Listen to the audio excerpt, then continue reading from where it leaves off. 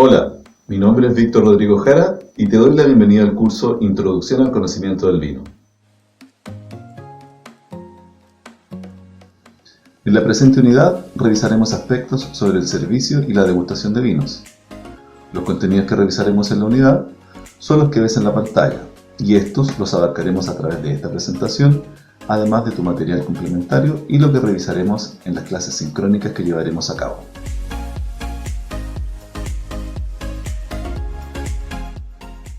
La evaluación de vinos es una disciplina tan interesante como subjetiva, por lo cual es importante asegurarnos de que las condiciones ambientales en las cuales se lleve a cabo faciliten la homogeneidad en la percepción de quienes evalúan. Las percepciones corresponden a una evaluación subjetiva. Lo que una persona perciba puede ser que otra no lo sienta, y lo que a un consumidor le guste puede ser que a otro no. Por eso, intentamos describir el vino de la forma más directa posible, dejando para el final la evaluación personal respecto a qué tanto le gusta o no el vino. Procurando tener mayor objetividad, nos preocupamos de que el entorno en el cual se va a llevar a cabo la degustación tenga condiciones lo más adecuadas posibles. Es así como consideraremos algunos requerimientos para llevar a cabo una degustación, relativos a la sala de degustación, el evaluador y algunos implementos básicos en relación a la sala. Respecto a esta, es importante considerar una buena iluminación, que la sala se encuentre libre de olores, disponer de una mesa con un fondo blanco que permita la comparación objetiva de colores en los vinos evaluados, además de un ambiente tranquilo que facilite la concentración. Con respecto al evaluador, es importante que éste se encuentre con un paladar lo más neutro posible. Si el evaluador ha fumado recién, ha consumido alimentos y bebidas que sean tal vez muy dulces o ácidas o amargas, por ejemplo, se distorsionará la percepción de los sabores en el vino. La concentración y el tiempo necesario para la degustación también son importantes, recordando que el estado emocional interfiere en la percepción de la realidad, y esto incluye tanto alimentos como bebidas. También es importante no emplear productos aromáticos en la piel, como cremas o perfumes. Y recordar además que el hambre permite aumentar la sensibilidad de la percepción. Por eso, la mejor hora para degustar se recomienda que sea alrededor de mediodía, antes de almuerzo. Entre los principales implementos a utilizar encontramos la copa de degustación, un vaso con agua, un escupitín o recibidor, servilletas, galletas neutras, y podría haber también algún queso en caso de tratarse de alguna degustación más amigable que técnica. Además, registrar tus notas de cata o aspectos que te llamen la atención del vino te permitirá entrenar progresivamente tu memoria sensorial. Recuerda también tomar la copa desde el pie de la base o tallo para evitar calentar el vino. Además, así evitas empañar el bulbo de la copa con tus huellas digitales, lo cual podría afectar la evaluación del brillo en el vino. Comencemos con la degustación del vino, comentando que lo particular que a veces puede resultar el vocabulario de degustación tiene que ver con la manera figurativa en que se intenta traducir una sensación a una imagen más concreta. El análisis sensorial del vino tiene tres grandes etapas, empleando sucesivamente los sentidos de la visión, el olfato y el gusto.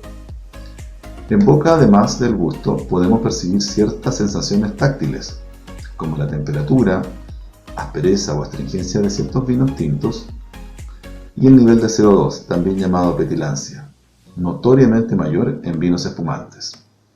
Comencemos con la percepción visual.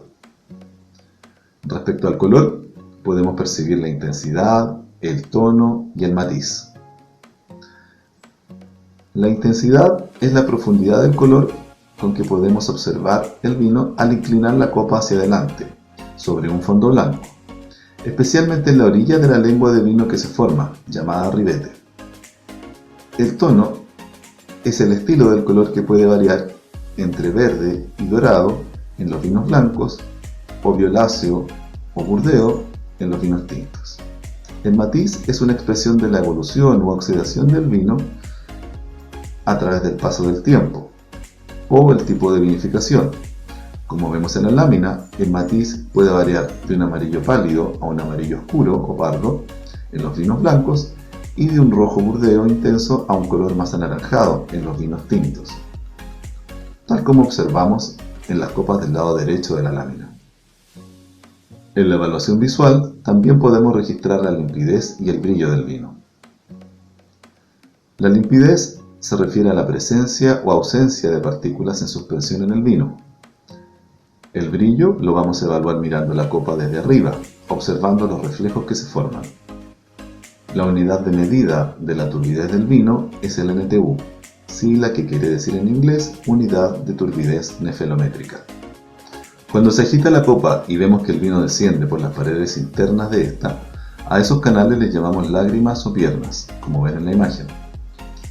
Ellas van a descender más lentamente a medida que el vino tiene más glicerol, que es un compuesto derivado de la fermentación alcohólica de las levaduras durante la vinificación. Este glicerol visualmente genera menor fluidez y en boca una mayor untuosidad, es decir, el vino se siente más cremoso o más graso, lo cual es un atributo positivo en la percepción del vino. Es importante mencionar que la fluidez no es un parámetro categórico en la evaluación de un vino, por lo cual no podríamos decir que este es necesariamente bueno solo porque forma muchas lágrimas que bajan lentamente. Y por otra parte, la percepción de la untuosidad y el cuerpo se refuerza por la existencia de otras moléculas, como por ejemplo las manoproteínas, que revisaremos en la unidad de elaboración de vinos. Ahora pasemos a la evaluación olfativa. Entre los aspectos que podemos revisar se encuentran primero la evaluación del aroma u olor del corcho, el cual debería ser neutro. En tu material complementario encontrarás más información respecto al acorchado de los vinos. Luego la evaluación del vino a copa parada, sin agitarlo, observando qué tan expresivo es este vino o qué tan intenso es. Posteriormente evaluamos el vino en agitación, identificando los descriptores que pueden aparecer. En la siguiente fase, cuando tengas el vino en la boca, puedes tomar aire y expulsar el aire por la nariz, empleando de esta manera la vía retronasal, lo que permitirá exaltar la percepción del vino. Cuando el vino se ha acabado, puedes también tomar el aroma de la copa vacía y evaluar la persistencia del aroma. La intensidad entonces nos indica qué tan expresivo es el vino. A medida que agitamos la copa, el vino se va abriendo, liberando compuestos volátiles que llamamos aromas, cuando son positivos, u olores cuando son negativos, producto de defectos o enfermedades del vino. Los descriptores son los distintos aromas que cada vino posee y se encuentran reunidos y clasificados en la rueda de aromas. La armonía considera también el balance fruta-madera que compone el vino, y la complejidad es una expresión de qué tantos aromas están participando en el perfil sensorial del mismo. Los aromas del vino los podemos clasificar en tres grandes grupos según su origen. Los aromas primarios son aquellos que provienen de la uva, pudiendo corresponder a aromas frutales, florales, herbáceos y minerales, entre otros. Los aromas secundarios son aquellos que provienen de las fermentaciones alcohólica y maloláctica. Los aromas terciarios provienen de la crianza del vino.